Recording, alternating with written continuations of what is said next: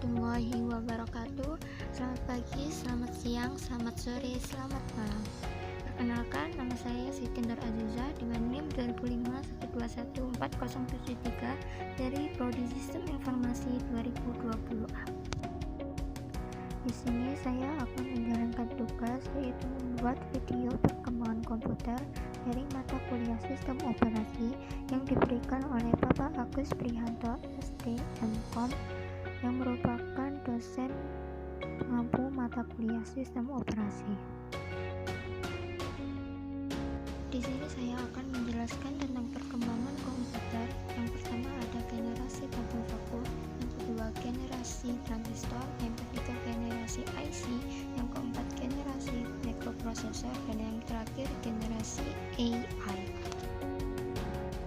Generasi pertama terjadi sekitar tahun 1945 hingga 1955. Generasi pertama merupakan awal pengembangan sistem komputasi elektronik yang menggantikan komputasi mekanik dengan tabung vakum yang merupakan komponen dasar pembangunnya. Pencipta komputer generasi pertama adalah J. Presper Eckert. Lalu yang kedua ada John Mauchly. Mereka berdua menciptakan komputer baru di University of Pennsylvania. Contoh komputer generasi pertama adalah Electronic Numerical Integrator and Computer atau ENIAC atau ENIAC.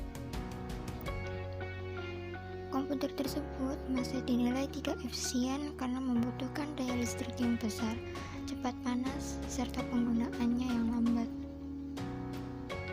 Spesifikasi dari generasi pertama yaitu membutuhkan ruangan seluas 500 meter kuadrat, membutuhkan 75.000 relay dan saklar, 18.000 tabung vakum, 70.000 resistor, 10.000 kapasitor, serta daya listrik yang besar sekitar 140 kW. Generasi kedua terjadi antara tahun 1955 hingga 1965. Pada generasi kedua ini, komponen dasar pembangun komputernya yang awalnya dari tabung vakum diganti menjadi transistor. Transistor dinilai lebih efisien karena memiliki ukuran yang lebih kecil serta membutuhkan daya listrik yang lebih rendah daripada tabung vakum. Maka dari itu, komputer generasi kedua mulai dipergunakan oleh banyak instansi dari bidang pendidikan, industri, kesehatan, dan yang lainnya.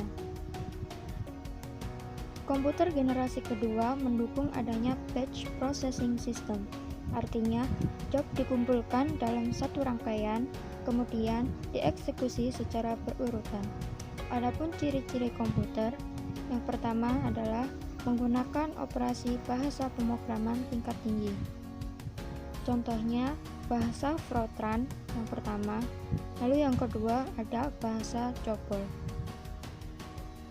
Ciri-ciri yang kedua yaitu kapasitas memori menggunakan magnetic dan storage, lalu yang kedua menggunakan magnetic tape dan magnetic disk sebagai memori eksternal, serta ukurannya yang jauh lebih kecil daripada generasi pertama.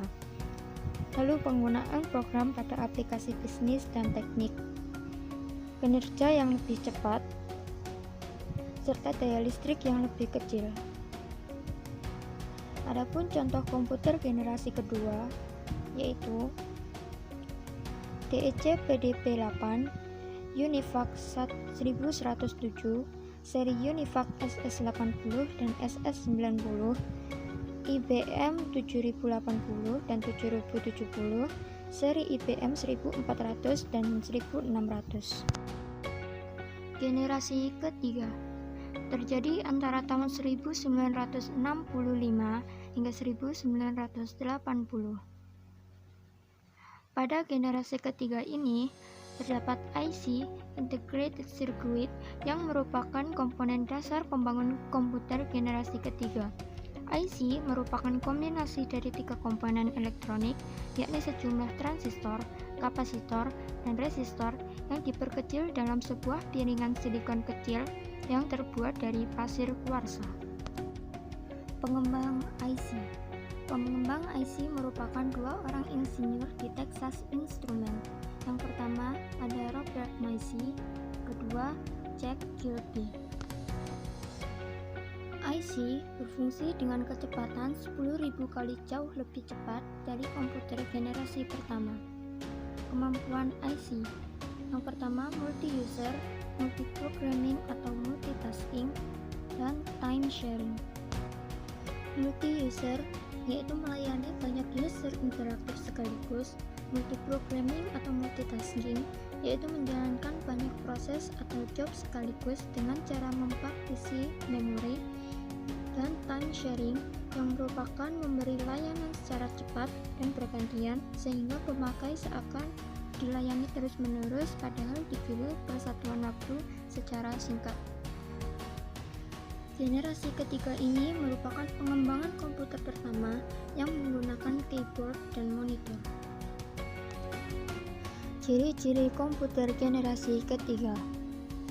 Yang pertama yaitu memiliki harganya yang terjangkau, memori lebih besar, komputer dapat melakukan multiprocessing, software meningkat, serta dapat terhubung dengan komputer lain.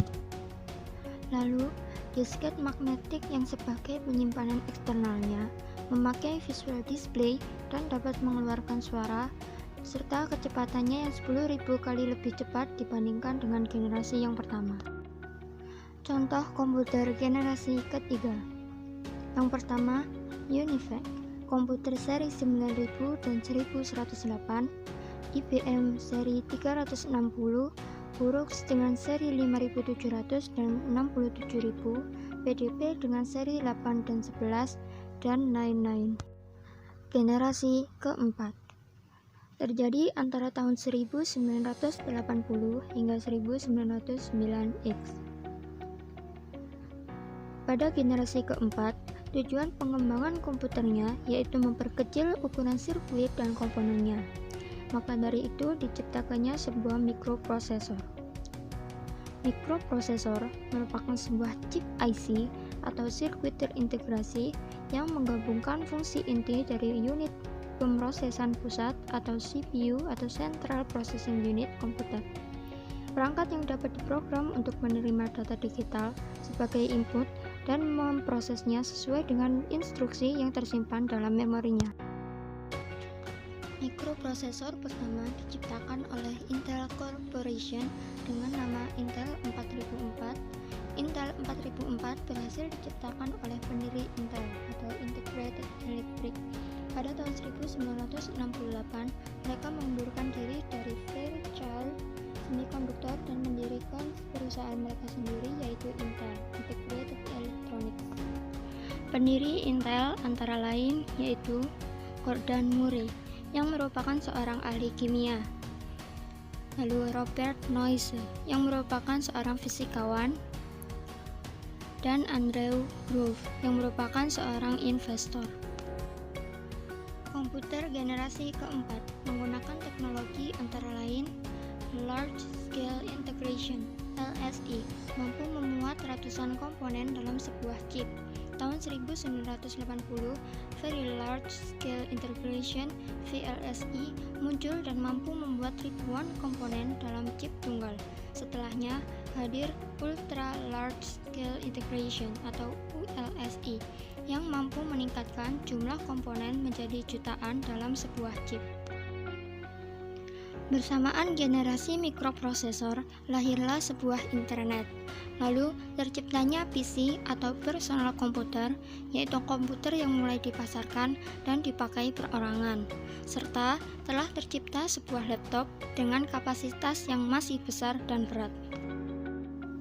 Ciri-ciri komputer generasi keempat. Yang pertama, menggunakan Large Scale Integration atau LSI, digunakan untuk perorangan, efisien dan dapat dibawa kemana-mana seperti laptop, serta menggunakan semikonduktor dan mikroprosesor untuk memorinya.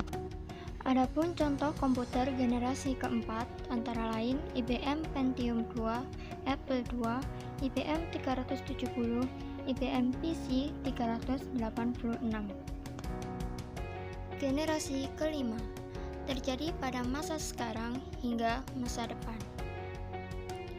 Pada generasi kelima ini menggunakan AI sebagai teknologinya. Dengan AI bisa memasukkan berbagai bahasa yang setiap hari diucapkan, bisa mempelajari lingkungan sekitar dengan bantuan komputer, serta menyesuaikan keadaan dengan bantuan komputer. Komputer generasi kelima mampu menerima instruksi secara lisan yang dikenal dengan sebutan Siri untuk sistem operasi iOS dan Google Voice pada Android. Kemajuan yang lain pada generasi kelima yaitu menggunakan teknologi superkonduktor yang mampu membuat aliran listrik tanpa adanya hambatan. Karena kemajuan ini dapat mempercepat sebuah informasi. Pada generasi kelima ini dapat membuat video game yang dapat dimainkan oleh anak-anak hingga orang tua, karena merupakan hasil dari perkembangan komputer pada generasi kelima ini, serta komunikasi yang dapat dilakukan dimanapun berada, baik beda kota, pulau, bahkan negara. Dengan adanya jaringan, membuat komunikasi tetap berjalan. Adapun ciri-ciri komputer pada generasi kelima. Pertama, komputer masih menggunakan teknologi LSI, namun akan mempunyai banyak pengembangan nantinya. Kedua, memiliki fitur yang terus berkembang setiap tahunnya. Ketiga, semakin cepat dalam pemrosesan informasi seperti yang disampaikan sebelumnya. Lalu, komputer memiliki kemampuan untuk mendengar, berbicara, melihat, dan pastinya akan lebih canggih nantinya. Bahkan dapat memberikan sebuah kesimpulan layaknya seorang manusia. Dengan pengembangan Intel dan Microsoft yang diprakarsai oleh Bill Gates, yang merupakan seorang pionir dari standar hardware dan software di seluruh dunia, muncul banyak teknologi seperti smartphone, tablet, netbook, dan masih banyak lagi yang lainnya. Dan tentunya di masa yang akan datang akan lebih canggih lagi daripada sekarang. Akan tetapi, dengan kemajuan komputer yang begitu cepat ini, adakah dampak dari perkembangan teknologi? Mari kita lihat. Di bidang pendidikan, positifnya, banyak referensi pembelajaran, tersedianya materi yang begitu lengkap, serta banyak ilmu dari berbagai bidang yang dapat dipelajari dan diakses secara individu. Hal ini dapat membuat siswa memiliki wawasan yang lebih luas, tidak hanya pelajaran yang ada di sekolah. Negatifnya, siswa menjadi malas membaca, serta terlena dengan game online, serta ketergantungannya dengan internet, sehingga siswa menjadi malas untuk berpikir dan memilih mencari jawaban di internet tanpa membaca buku. Di bidang sosial, positifnya, komunikasi jarak jauh tetap dapat dilakukan, akan tetapi negatifnya, orang menjadi antisosial karena lebih mementingkan sebuah handphone daripada berinteraksi dengan orang.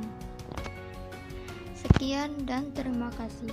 Wassalamualaikum warahmatullahi wabarakatuh.